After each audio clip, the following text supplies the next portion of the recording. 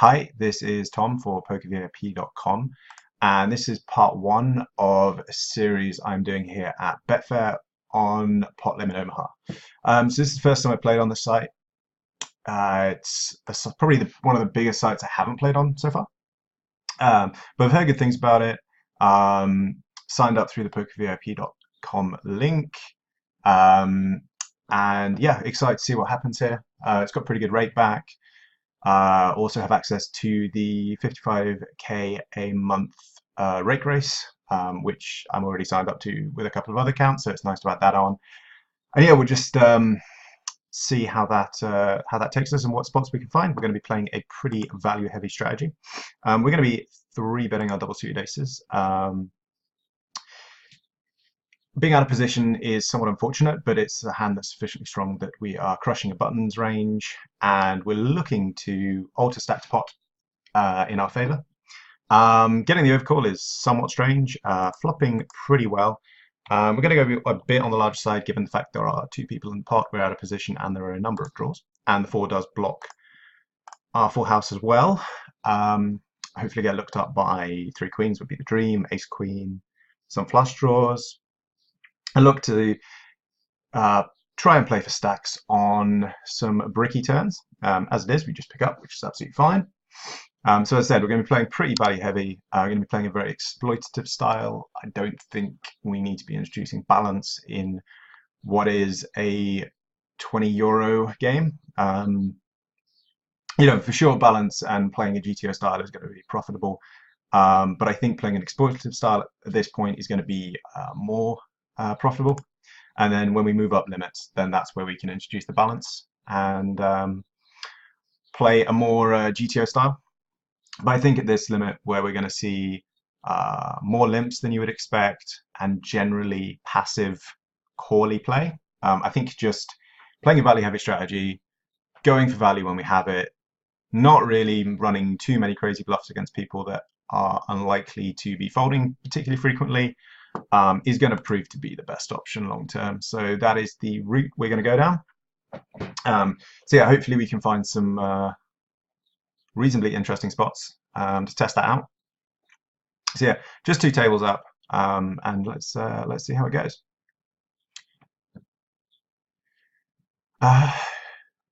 So right hand table. As I said, we're not going to be playing anything that isn't particularly playable, and a hand like that is just too weak. The rundown is too low, not connected enough. But yeah, somehow this has got in, someone's called quite a large sizing with King 5-4-9, which again is just going to indicate kind of like how loose people are playing. So yeah, hands that you wouldn't necessarily expect to be in a spot turn up. It also means that when you're considering what range you should be playing against in 3-bet spots, 4-bet spots, you do have to sometimes anticipate a wider range than you would expect at a high limit, just because people are not going to be folding to 3-bets or 4-bets with the frequency they can at higher stakes. And yeah, that's just something that, with a bit of adjustment, we can turn to our advantage. So left-hand table, a not stunning hand, although we can theoretically make nut flushes. Getting limped UTG is unusual, to say the least. When we're out of position, we're not going to play this. We're just going to find a better spot. The offsuited King, Queen, Jack 9. If this were like cut off, we'd be opening. I think UTG +1, it's a little loose. Again, if we have suitedness, then it greatly increases the value of the hand. When it's a rainbow hand and we're only playing for the value of straights, then it's a significantly weaker spot. And especially if we're opening an early position and we don't have an ace blocker, given that aces is going to be the hand that's going to be 3-betting us the vast majority of the time, when we don't contain an ace blocker,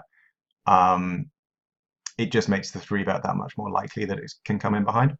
That being said, I haven't played it on this site particularly.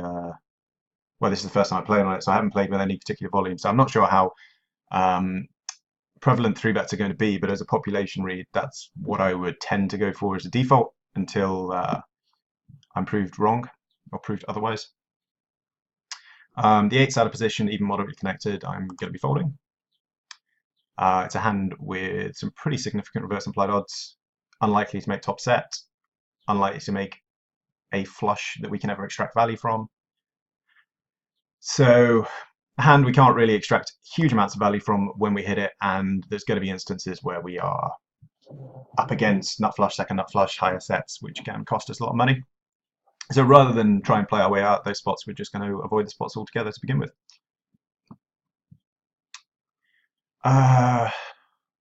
The moderately connected jack, we'd be raising on the button as it is with a limp and a raise in front. Sure. It's a bit stronger when the jack is, the flush is to the jack, when it's to the 7. It just greatly increases the chance of us running into a higher flush. And given Omaha is going to be a game of trying to cooler your opponent, putting yourself in a spot where there is the potential to be on the wrong side of that cooler doesn't seem like a great idea long term. Another limp, they seem to be very, very prevalent at the moment. Sure, let's just take a flop with our pretty raggy hand. Flop a gut shot to go along with my pair. I suppose if I want to be optimistic, I could say I have a backdoor spade draw. As is, we're just going to check, and if it's checked back and we're allowed to realize equity, fantastic. But otherwise, it's not really going to be a spot I'm going to be all that keen to put money in. Sure. If I'm being a pessimist, we're also not drawing to the nut straight, but I guess we'll cross that bridge when we come to it. This would have been a nice hand to just complete, given the limp, but when raised and out of position, and especially given the razor stack size, he's ordered stack to pot to an extent that we can't realize our equity with that hand. It is kind of like a pulling hand in that we want to keep the stack to pot nice and high, try and hit our flushes, hit our straights, I suppose, but that's going to require a certain amount of stack to pot in our favor, and that's not going to work. Interesting, the king's got back raised.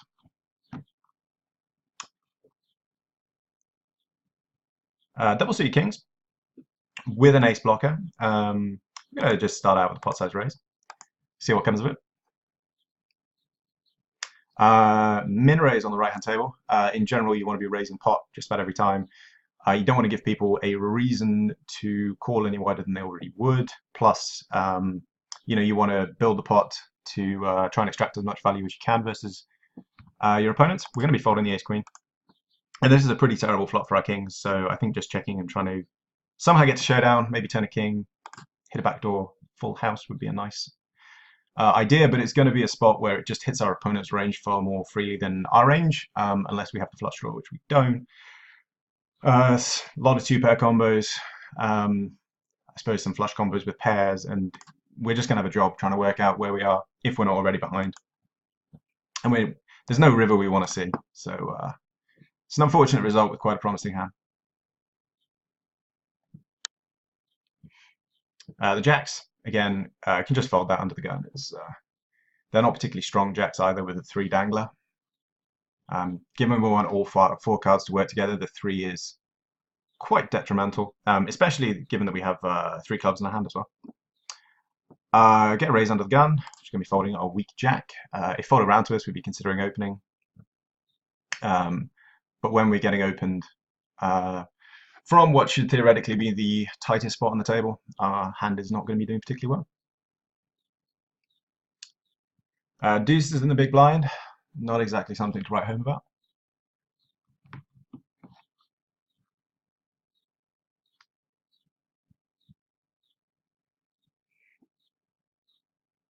Getting raised, again, pretty easy fold. So we're just waiting for some decent value spots. The kings could be one.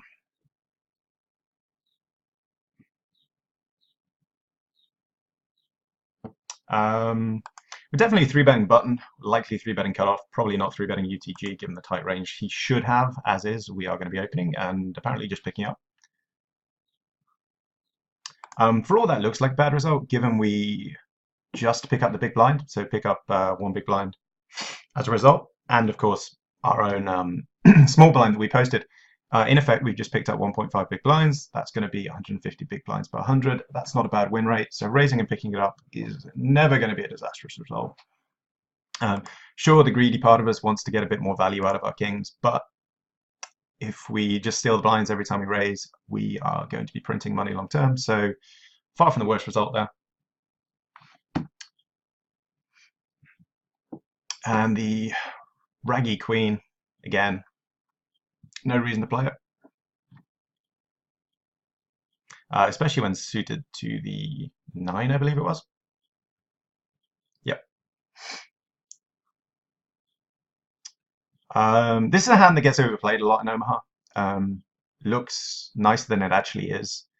But it has significant reverse implied odds, especially when we're raising under the gun. We're unlikely to make the nut set. We can't make nut flushes. So it's certainly a hand we can incorporate into a button raising range and potentially a cutoff raising range as well. But any earlier, it's not going to play well to 3-bets. Multi-way, short of flopping a straight, it's not going to play particularly well. As I said, we can't have the nut set. And the more people in the pot, the more likely that higher sets and higher flushes exist. So the hand is then going to have some pretty horrible reverse implied odds. So all in all, it's a hand that gets overplayed, but it's not really that strong in that spot. The raggy queen, again,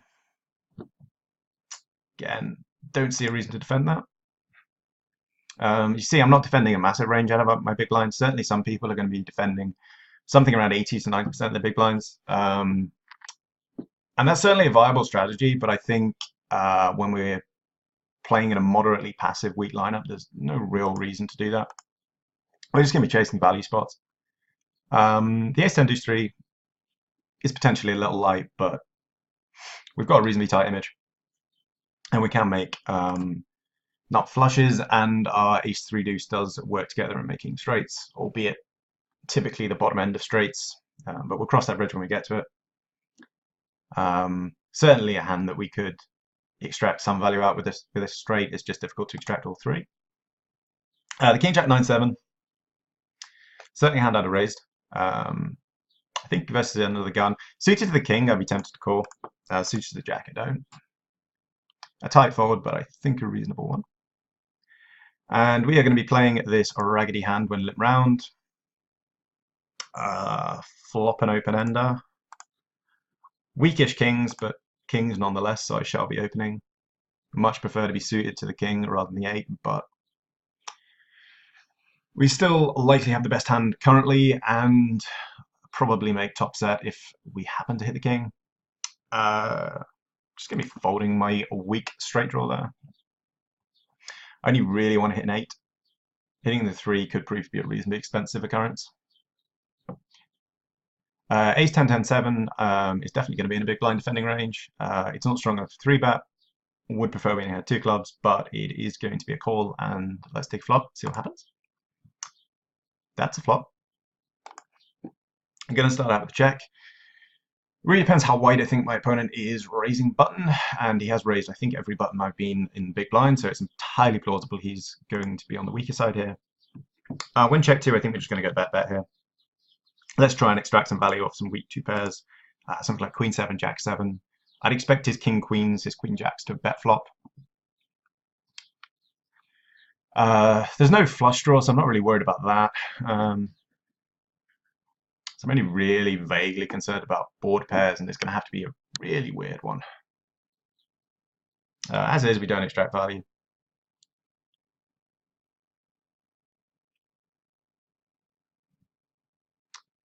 Left on table, we get some moderately connected 9s. Again, probably a defend, never a 3-bet. Doesn't play that well in a 3-bet spot, especially when out of position. But it is reasonably connected. Can make some high flushes. Can make some decent straights. Has moderately good set value, although not stunning. I'm just going to overlimp here with a moderate king. And we're going to be opening the decent 9s here. That's a reasonably good flop. How do we extract value?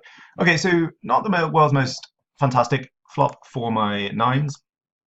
I'm going to go basically going to be bet folding spot and seeing what happens here. Do block some of the 6, 7, 9 draws. If I get pot raised by someone who's not really showing any aggression at this point, I'm going to assume they are going to be on the 2-pair / big combo draw. It's weird to have a 2-pair here, but 9s get really difficult to play. So you win. But I prefer the bet fold line to the check call line there. I don't think the hand's strong enough to check call. If I had a redraw with it, something along the lines of a gut shot, then maybe we can countenance a check call there. I'm going to be opening button here. It's a weakish hand, but we do have position. It's moderately coordinated, albeit in unusual ways. Flop a 6 and a gut shot on a not particularly dangerous board. Gonna bet flop. There are a reasonable number of turns that can help me. Maybe some 2-pairs, maybe some improved straight draws. I think we're going to check the 7-6 now and react to some river cards, I think. That's a reasonably good one. It also allows his Queen X to try and turn itself into bluffs. Checks again.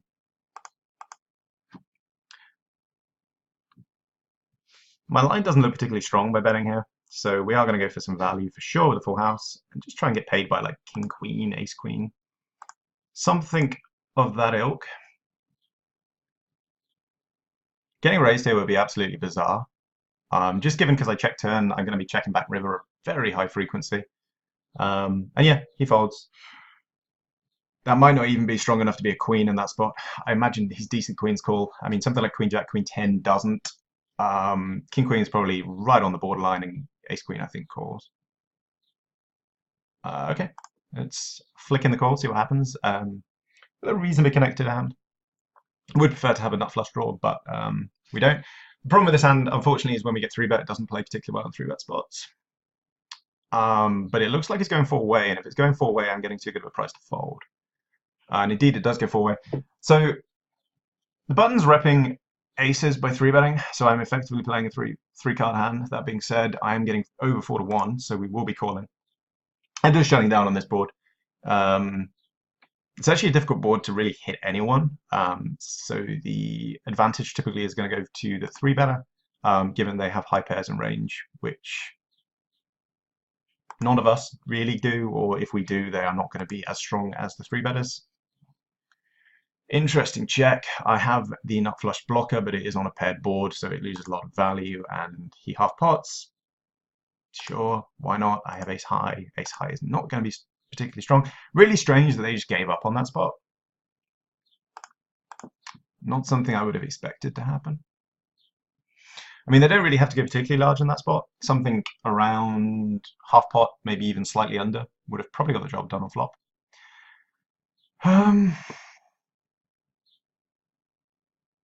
Go 3-bet here. It's reasonably well connected, but its draws are not nutted, so I'm kind of okay taking the lead and trying to push people out of the pot. Again, getting an overcall. It seems strange that I'm getting so many overcalls in 3-bet spots. And this is now a really awkward spot. I can check give up, which certainly has some merits, or I can bet on a reasonably weak board. I think I'm going to bet once and give up afterwards.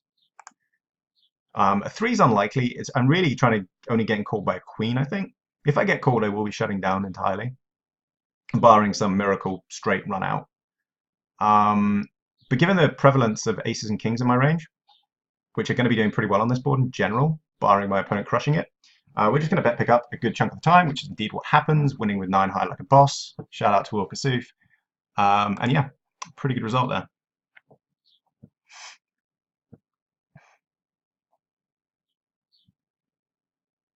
I love it when a plan comes together.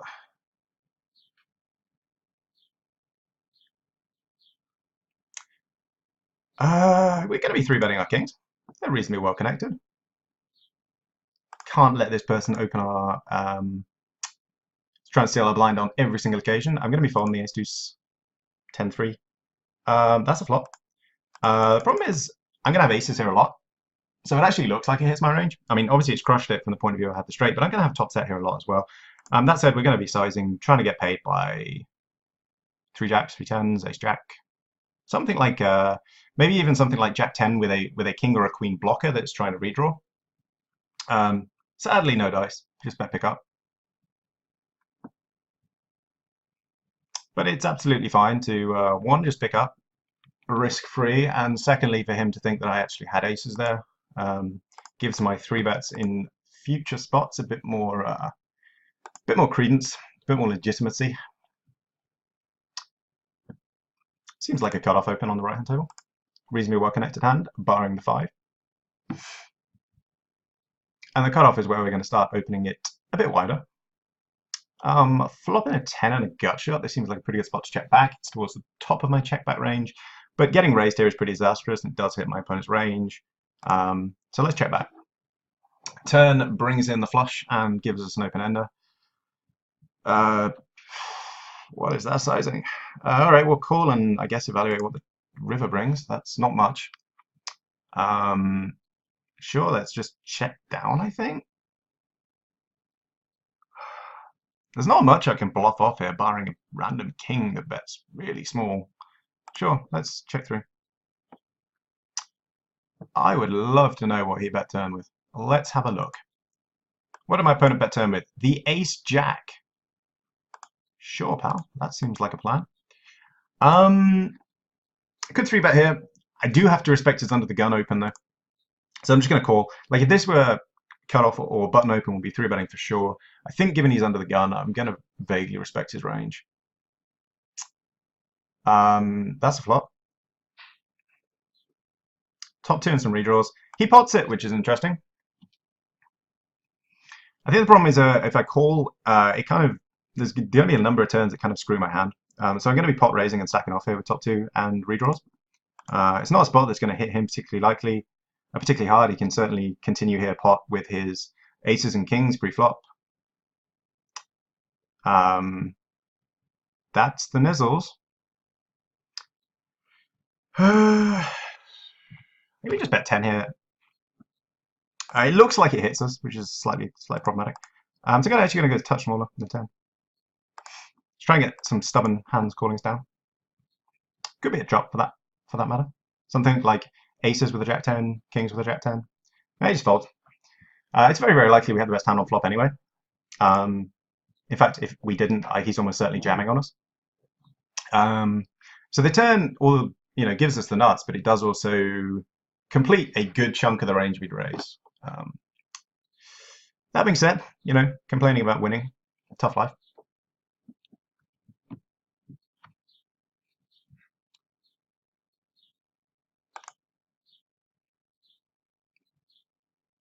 So one thing I have noticed on this site is, and actually on other sites for that matter at this stake, is that hands go multi-way considerably more than they do at higher stakes.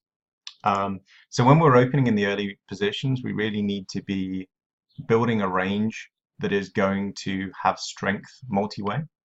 So it's going to have to be hands that can make the nuts, namely nut flushes, big pairs that make top set typically. So we're going to try and construct a range that that's very nutted and that plays well multi-way. Just because if we open early position, we're like that much more likely to get multi-way spots, take hands 3-handed, 4-handed, and as a result, some of the more attractive rundowns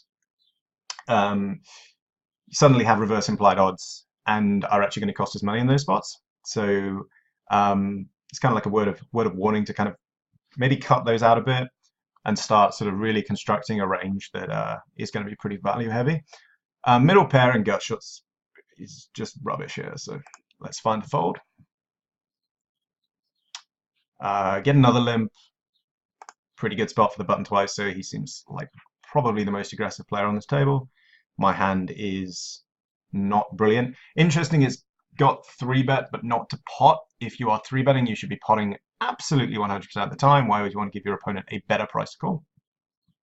Given the equities are much closer in pot limit Omaha than they are in Hold'em, you are going to want to Try and get as much money in the middle as possible with your nut holdings pre.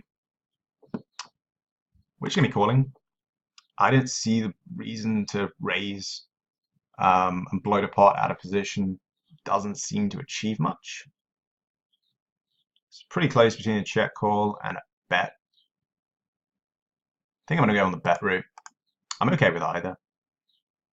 If I can try and get this heads up or indeed just pick up, it's probably a better result than taking it multi-way. There's a good number of turns and rivers aren't going to particularly help me. If this were just bottom two with no redraw without the 10-8, then I wouldn't be doing this.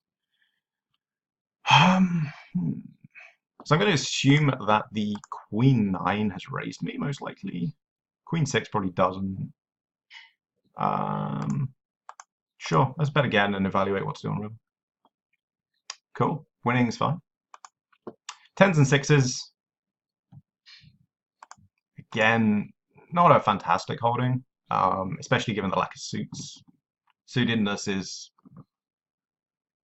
one of the key elements of our hand in pot limit Omaha. We're just going to fold. It's nitty, but it's reasonable. How many flops am I going to like? The point is it's a very polarized flop, so there's really not going to be many hands many flops I'm going to connect with. You know, I want to be calling with the stuff that has really good chance of flopping well. There's a term called flop equity distribution, which sort of can compute how many flops you are going to hit the necessary 33% to continue, given that if our opponent bets pot, we're always getting 2-to-1 to call, 33%. And a hand like 10s and 6s is just going to have horrible flop equity distribution just because it's so polarized. It either flops a set or it's toast, basically. Double suited, but raggy king. Again, I should respect under the gun, even though Ken seems to be a very, very leggy player. It's still not the type of hand I want to go to war with, particularly.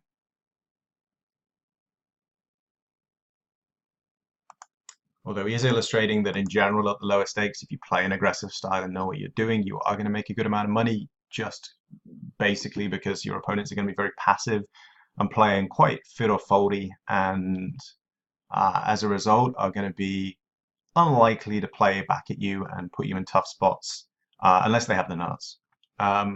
This is a stronger jacks than I had previously, so I guess we raise. The 9s on the right-hand table, we're going to be defending our big blind versus small blind. Versus some of the early positions, we're probably not. But quads is nice. So I heard. Once upon a time, someone told me quads were nice. How do I get paid with quads here? All right, let's start off with a check, I guess. Please, for the love of God, hit something. Just anything. Hit a flush, that'd be great. Be a good way to end the video. We get bet into. That's pretty good when we have quads. We also block one of the straight flushes. Fun fact. So we're just gonna call. I actually blocked the 10 for the boat as well, which is so sick. Okay, well on the left-hand table, I'm going to be checking my 9 with the jack blockers. Let's try and realize some equity. On turn, how much do I want to raise? I don't want to go pot. Pot's far too big. All right, let's try and get paid.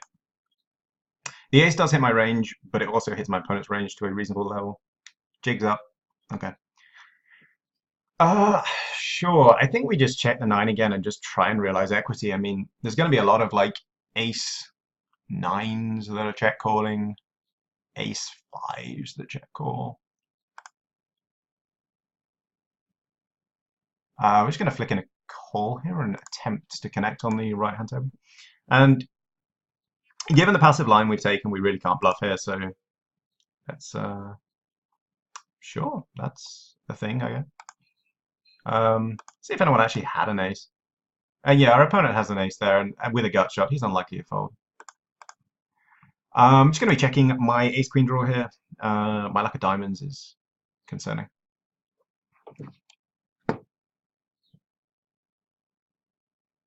I mean, the spot is four-handed as well, which is the other thing to consider on the right-hand table.